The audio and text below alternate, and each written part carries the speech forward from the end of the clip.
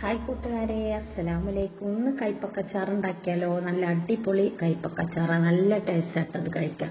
അപ്പം കൈപ്പക്ക അച്ചാറിടുമ്പോൾ ഇതേപോലെയുള്ള കളറുള്ള കൈപ്പക്ക നല്ലത് നോക്കി വാങ്ങിക്കുക. അപ്പോൾ കയ്പൊന്നും ഉണ്ടാവില്ല നമ്മൾ അച്ചാറിട്ടാൽ. അതല്ലാതെ ഞാൻ കഴുകി വാരച്ചിട്ട് അതിൻ്റെ കുരുവൊക്കെ കളഞ്ഞിട്ട് ഞാൻ മുറിച്ച് വെച്ചതാണിത്. ഇത് പാത്രത്തിലിട്ടിട്ട് സ്വല്പം സുർക്കയും ഉപ്പും കൂടെ ചേർത്തിട്ട് അതൊന്ന് 1 മണിക്കൂർ റെസ്റ്റ് ചെയ്യാൻ വെക്കുക.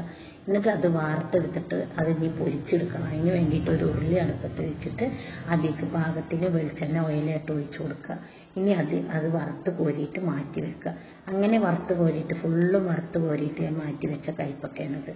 ഇനി ഇത് നമ്മൾക്ക് അച്ചാറിടണ്ടേ. അതിന് ഞാൻ അച്ചാർ പൊടിയാണ് ഞാൻ ഉപയോഗിക്കുന്നത്. അപ്പോൾ ഇതിൽ ഞാൻ നല്ലെണ്ണയാണ് ആഡ് ചെയ്ത് കൊടുക്കുന്നത്. ആ വറുത്ത് കോരിയ വെളിച്ചെണ്ണ ഉണ്ടെങ്കിൽ അതിലോ അല്ലെങ്കിൽ നല്ലെണ്ണയിലോ. എന്നിട്ട് ഞാൻ കടുക് ഇട്ട് കൊടുത്തത് ഒന്ന് ചൂടായുമ്പോൾ കടുക് ഇട്ട് കൊടുത്ത് അതിൽ ഇഞ്ചി വെളുത്തുള്ളി പച്ചമുളകൊക്കെ കട്ട് ചെയ്തിട്ട് അത് ഇട്ട് കൊടുത്ത് ഒരു നാരങ്ങ വലിപ്പത്തിൽ പുളിങ്ങെടുത്തിട്ട് അത് 1 കപ്പ് വെള്ളത്തിൽ നല്ലോണം പീഞ്ഞ് അരിച്ചെടുത്ത് മാറ്റി വെച്ചിട്ട് അച്ചാർ പൊടി ഇതിലിട്ട് കൊടുത്തിട്ട് സ്വല്പം കടുകും ഉലുവയും കൂടെ വറുത്ത് പൊടിച്ചത് കായം കൂടെ വറുത്ത് പൊടിച്ചതും കൂടെ ആഡ് ചെയ്ത് കൊടുത്താൽ ഒന്നും കൂടെ ടേസ്റ്റ് ഉണ്ടാവും.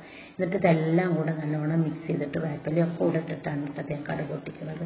അങ്ങനെ ഇതിലേക്ക് ഈ നമ്മൾ വറുത്ത് കോരി വെച്ചിട്ടുള്ള കൈപ്പക്കും കൂടെ ഇട്ട് ഇളക്കി കൊടുത്ത് 1 കപ്പ് സുർക്കം കൂടെ ഒഴിച്ചു കൊടുത്ത് അതിൽ പാകത്തിന് ഉപ്പും കൂടെ ഉണ്ടാകുന്ന നോക്കിയിട്ട് അതും ആഡ് ചെയ്ത് കൊടുക്കുക. 2 ടേബിൾ സ്പൂൺ പഞ്ചസാര കൂടെ ചേർത്ത് കൊടുത്താൽ ഇതിൻ്റെ കയ്പ് കംപ്ലീറ്റ് മാറും.